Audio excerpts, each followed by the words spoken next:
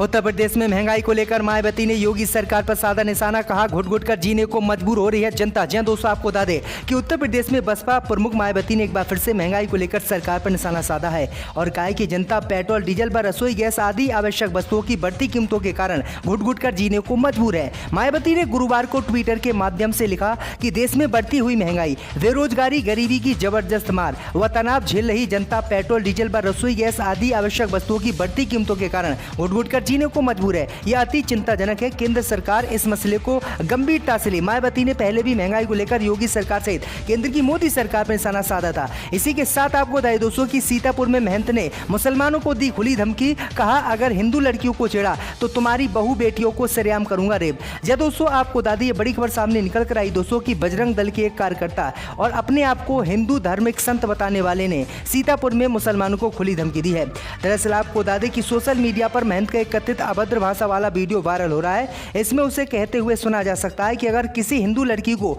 मुसलमान पुरुष ने छेड़ा तो वह खुद उस समुदाय की महिला का बलात्कार करेगा। इसके साथ ही महंत बजरंग दास पर अधिक आपत्तिजनक टिप्पणी करने का आरोप है। जानकारी के मुताबिक जब उनका जुलूस खैराबाद की एक मस्जिद से गुजर रहा था, बजरंग दास मुनि ने अभद्र भाषा का प्रयोग शुरू कर दिया। उन्होंने वायरल वीडियो में कहा कि मैं आपको पूरे प्यार से ये कह रहा हूँ कि अगर खैराबाद में एक भी हिंदू लड़की को आपके द्वारा छेड़ा गया तो मैं आपकी बेटी और बहू को आपके घर से बाहर लाऊंगा और उसके साथ बलात्कार करूंगा। तो ये बड़ी अपडेट आई दोस्तों कि किस तरह से खुलेआम बाबा मुसलमानों को धमकी दे रहे हैं। इसी के साथ आपको बताएं दोस्तों कि योगी सरकार का बड़ा फैसला, मदरसा छात्रों के लिए बनाएगी मोबाइल ऐप। जब दोस्तों आपको बता दें कि उत्तर प्रदेश के अल्पसंख्यक कल्याण राज्य मंत्री दानिश अंसारी ने कहा है कि मदरसों के छात्रों की पढ़ाई में मदद के लिए उनके पाठ्यक्रम से संबंधित एक मोबाइल ऐप विकसित किया जाएगा। अंसारी ने बृहस्पतिवार को बताया कि उत्तर प्रदेश में मदरसों के छात्रों को सहूलियत के लिए उनके पाठ्यक्रम पर आधारित एक मोबाइल ऐप तैयार किया जाएगा और विभाग के 100 दिनों के कार्यक्रम में इस परियोजना को भी शामिल किया जाएगा। उन्होंने कहा कि आजकल मोबाइल फोन आम चलन में है और कोविड-19 महामारी के दौरान ऑनलाइन कक्षाओं की शुरुआत के बाद से स्कूल के छात्र छात्राएं भी मोबाइल फोन का काफी इस्तेमाल करने लगे हैं। अंसारी ने कहा कि इसी को देखते हुए मदरसे के बच्चों को भी उनका पाठ्यक्रम दिलचस्प तरीके से पेश करने के लिए मोबाइल ऐप तैयार किया जा रहा है। अंसारी ने बताया है कि इस एप्लीकेशन के जरिए बच्चे अपने पाठ्यक्रम को स्मार्टफोन पर आसानी से पढ़ सकेंगे। तो ये बड़ी अपडेट आ रही है। इसी के साथ आपको बताएं दोस्तों कि अखिलेश का बीजेपी पतन, कहा जो टोपी के बारे में ना जाने क्या क्या कहते थे वो आज खुद पहनने हैं टोपी। जब दोस्तों आपको बता दें कि समाजवादी पार्टी के अध्यक्ष अखिलेश यादव ने बुधवार को भारतीय जनता पार्टी के 42वें स्थापना दिवस के दौरान प्रधानमंत्री मोदी सहित कई पार्टी नेताओं के भगवा टोपी पहनने पर कटाक्ष करते हुए कहा है कि जो लोग सपा की लाल टोपी पर न जाने क्या क्या कहते थे वे आज खुद टोपी पहने बैठे हैं। सपा अध्यक्ष ने यहाँ पत्रकारों से बात करते हुए स्थापना दिवस समारोह में भाजपा नेताओं की तस्वीर का जिक्र करते हुए कहा कि जो लोग समाजवादी पार्टी की लाल टोपी के बारे में न जाने क्या क्या कहते थे वे आज टोपी लगाकर बैठे हैं। बाद में समाजवादी पार्टी ने अखिलेश के हवाले से ट्वीट करते हुए कहा कि मुझे खुशी है कि उन्होंने लाल टोपी नहीं पहनी, आज उन्होंने कोई और टोपी पहन ली। विद्वांस पे कैसे खड़े रहेंगे? टोपी पहनने में कोई गलत नहीं है। जो पहले हम पे तंज कसते थे आज वही टोपी पहनने हैं। इसी के साथ आपको बताइए दोस्तों कि गोरखपुर में मुर्तजा के पिता तक पहुंची जांच की आंच, एटीएस ने किया तलब। जब दोस्तों आपको बता दें कि गोरखनाथ मंदिर के सुरक्षा कर्मियों पर हमले को लेकर अब आरोपी मुर्तजा अहमद अब्बासी के पिता को यूपी एटीएस ने तलब किया है। उसके पिता मुनीर अहमद अब्बासी को नोटिस जारी कर बयान दर्ज कराने के लिए बुलाया गया है। अहमद मुर्तजा की बीमारी में पुराने इलाज और लंबे समय से हो रही संदिग्ध गतिविधियों को लेकर एटीएस ने पिता को अपनी जाँच के दायरे में शामिल किया है।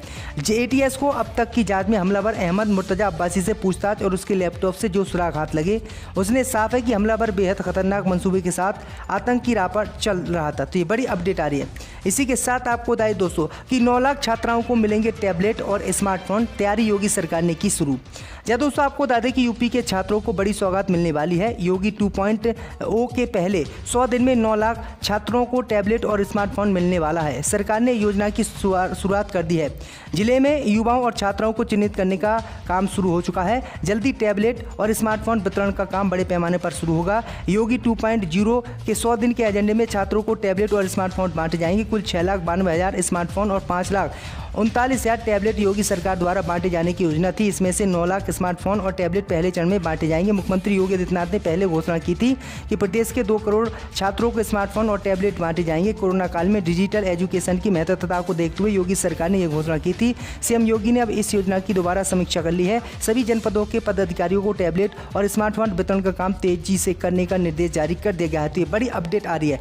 इसी के साथ आपको बताएं दोस्तों कि मेरठ में गौशाला पर हमला, एक गौवंश की हत्या, एक की हालत गंभीर। जय दोस्तों, आपको बता दें कि योगी राज में मेरठ से दिल दहलाने वाली घटना सामने आ रही है। देर रात बदमाशों ने देहात में सरूरपुर थाना इलाके के पांचली बुजुर्ग की गौशाला पर हमला बोल दिया है। हमलावरों ने एक गौ सेवक नेत्रपाल की गोली मारकर हत्या कर दी है। दूसरा गौ सेवक हारून गोली लगने से घायल हो गया है। गंभीर हालत में उसे बेहतर इलाज के लिए दिल्ली रेफर कर दिया गया है। नेत्रपाल के भाई चरण सिंह ने बदमाशों के चंगुल से छूटकर अपनी जान बचाई। गाँव में जाकर सुर मचाए, लेकिन बदमाशों से घबराए ग्रामीण पुलिस के आने का इंतजार करते रहे, जब तक एक व्यक्ति की मौत हो गई। तो ये बड़ी अपडेट आ रही दोस्तों। इसी के साथ आपको बताइए दोस्तों कि एमएलसी चुनाव से पहले कफील खान को किया जा रहा है परेशान, सपा ने चुनाव आयोग से की शिकायत। जब दोस्तों आपको बता दें कि उत्तर प्रदेश में 9 अप्रैल को विधान परिषद के चुनाव के लिए मतदान होना है। इस बीच समाजवादी पार्टी ने चुनाव आयोग से देवरिया सीट पर पार्टी के उम्मीदवार को राज्य प्रशासन द्वारा परेशान किए जाने की शिकायत की है। पार्टी का कहना है कि पुलिस जांच के नाम पर उनके उम्मीदवारों को प्रचार करने से रोक रही है। सपा के प्रदेश अध्यक्ष नरेश उत्तम ने गुरुवार रात में आयोग को भेजे शिकायत पत्र में देवरिया कुशीनगर सीट पर स्थानीय प्राधिकारियों द्वारा चुनी जाने वाली विधान परिषद की सीट पर सपा उम्मीदवार डॉक्टर कफील खान को पुलिस द्वारा जाँच के नाम पर परेशान करने की शिकायत की है। उन्होंने आयोग से कहा कि पार्टी के उम्मीदवार को पुलिस भांति प्रकार से परेशान कर कर रही है। उत्तम ने शिकायत पत्र में कहा कि सपा उम्मीदवार को चुनाव प्रचार करने से रोकने के लिए पुलिस उन्हें बार-बार जांच के नाम पर रोक रही है। इसके साथ ही पुलिस बीजेपी के उम्मीदवार के पक्ष में मतदान करने का भी दबाव डाल रही थी। बड़ी अपडेट आ रही है। इसी के साथ आपको बताएं दोस्तों कि 100 दिनों के भीतर 1 लाख से अधिक गरीबों को नए घर बनाकर चाबी सौंपेगी उत्तर प्रदेश सरकार, केशव प्रसाद मौर्य ने किया दावा। जब दोस्तों आपको बता दें कि उत्तर प्रदेश के उप मुख्यमंत्री केशव प्रसाद मौर्य ने बृहस्पतिवार को कहा कि गरीबों के जीवन स्तर में सुधार के लिए राज्य सरकार 100 दिनों के भीतर 1 लाख से अधिक गरीबों को नए घर बनाकर चाबी सौंपेगी। राज्य ग्रामीण आजीविका मिशन के तहत 50,000 नए स्वयं सहायक समूह का गठन करेगी तथा मनरेगा के तहत 61 नदियों का पुनरुद्धार भी किया जाएगा। उत्तर प्रदेश में विकास और समृद्धि को गति देने के इरादे से मुख्यमंत्री योगी आदित्यनाथ ने मंगलवार को अपने मंत्रिमंडल के साथ 100 दिनों की कार्य योजना पर मंथन किया। तो ये बड़ी अपडेट आ रही है। अब देखते हैं कि योगी सरकार कितने लोगों को घर बनाकर देती है। इसी के साथ आपको बताएं दोस्तों कि अखिलेश यादव का योगी पर तीखा वार, बोले 2 पॉइंट भाजपा राज में गुंडा राज चरम पर। जहां दोस्तों आपको बता दें कि उत्तर प्रदेश में योगी आदित्यनाथ की सरकार बन चुकी है, जिसको लेकर विपक्षी पार्टी लगातार भाजपा सरकार पर तंज कसते रहती है, क्योंकि विपक्षी पार्टी को लग रहा था कि इस बार इस राज्य में ही इनकी ही सरकार बनेगी। लेकिन उत्तर प्रदेश की जनता को कमल का फूल पसंद आ गया। अभी आपको बता दें कि उत्तर प्रदेश में आपराधिक घटनाओं को लेकर अखिलेश यादव ने भाजपा पर हमला बोला है। अखिलेश यादव ने कहा है कि भाजपा 2 के राज में यूपी डूबा अपराध में। अब आज का अपराध नामा। अखिलेश ने बदायूं में पुलिस थाने के सामने व्यापारी की हत्या किए जाने संबंधित मीडिया रिपोर्ट को ट्विटर पर शेयर किया और कहा कि उत्तर प्रदेश में बीजेपी की दोबारा सरकार बनने के बाद किस तरह से लोगों को परेशान किया जा रहा है। तो ये बड़ी अपडेट आ रही है। इसी के साथ आपको बताएं दोस्तों कि कल पड़ेंगे विधान परिषद की 27 सीटों के लिए उत्तर प्रदेश में वोट।